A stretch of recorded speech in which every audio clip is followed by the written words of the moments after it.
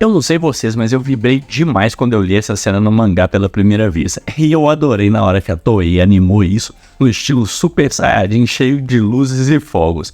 Mas você quer saber se é possível cortar o ar assim como o Zoro fez? Vem comigo que eu vou te contar. Shonen, para entender se é possível fazer um corte pelo ar, primeiro você tem que entender como é que é possível fazer um corte com uma faca normal. E bom, Shonen, a estrutura de uma faca é feita justamente para a gente conseguir o máximo de pressão possível com o mínimo de força.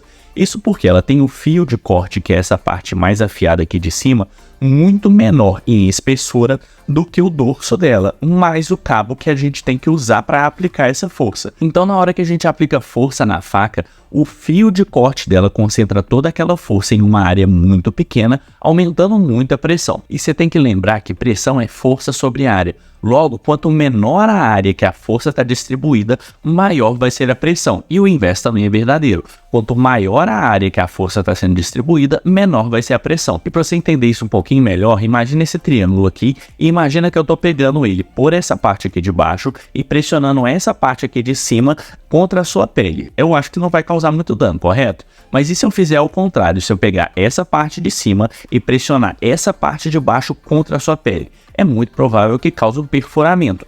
A força é a mesma, o que mudou foi só a área de superfície de contato que está tendo contato com a sua pele, o que vai aumentar demais a pressão. E Shonen, agora que você já sabe que para fazer um corte a gente precisa transferir o máximo de energia possível para o mínimo de área possível. E isso é possível com uma faca porque ela está no estado sólido, ou seja, suas moléculas estão bem agregadas e muito juntas, ou seja, ela consegue transferir a energia cinética da sua mão para o fio de uma maneira muito fácil, ou seja, tem muito pouca perda de energia cinética do seu braço na hora que você está fazendo o corte até essa energia chegar no objeto que você está cortando. Já por outro lado, no outro extremo, a gente tem os elementos que são gasosos. Eles têm muito espaço entre as suas moléculas, de maneira que dificulta demais a transferência de energia cinética entre uma molécula e outra. E é exatamente por causa disso que a gente prefere usar objetos sólidos para fazer corte, porque a faca consegue transferir boa parte da energia cinética da nossa mão para o objeto. Já elementos gasosos não conseguem transferir com tanta eficiência assim, ou seja, a gente vai ter uma perda muito grande dessa energia. Mas isso quer dizer que é impossível elementos gasosos transferirem energia cinética? É claro que não, e se você já viu um tornado, você sabe muito bem do que eu estou falando. Um tornado, um ciclone ou um furacão conseguem transferir muita energia cinética para todos os objetos ao redor dele. É claro que não vai ser uma troca tão eficiente quanto se fosse um objeto sólido, mas mesmo assim isso mostra pra gente que elementos gasosos podem sim transferir energia cinética. Então, pro Zoro ou qualquer outro espadachim fazer um corte no ar, tudo que ele precisa fazer é transferir energia cinética o suficiente da sua espada pro ar, de maneira que a energia cinética daquelas poucas moléculas seja tão forte que ele consiga transferir toda essa energia para uma área muito pequena a ponto de fazer um corte praticamente limpo.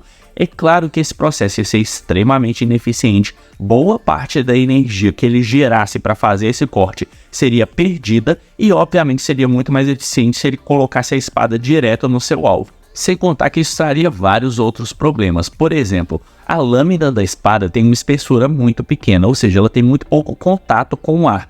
O braço do Zoro é muito mais grosso em comparação. Obviamente, então, o braço do Zoro deslocaria muito mais moléculas de ar do que a lâmina da espada. Ou seja, é muito mais fácil para o Zoro fazer uma lâmina de vento para cortar utilizando o seu braço do que utilizando a própria lâmina da espada. Mas obviamente, dando essa licença poética, sim seria possível a gente transferir energia cinética o suficiente para o ar, de maneira que essa energia, ao colidir com algum corpo, causasse um corte praticamente limpo, caso essa energia fosse autossuficiente e fosse em uma área muito pequena. E aí, Shonen, gostou de saber que é possível sim fazer um corte no ar? Vale o seu like, é ou não é? Se você tiver sugestão de novos vídeos, não esquece de deixar aqui nos comentários que talvez vire vídeo aqui.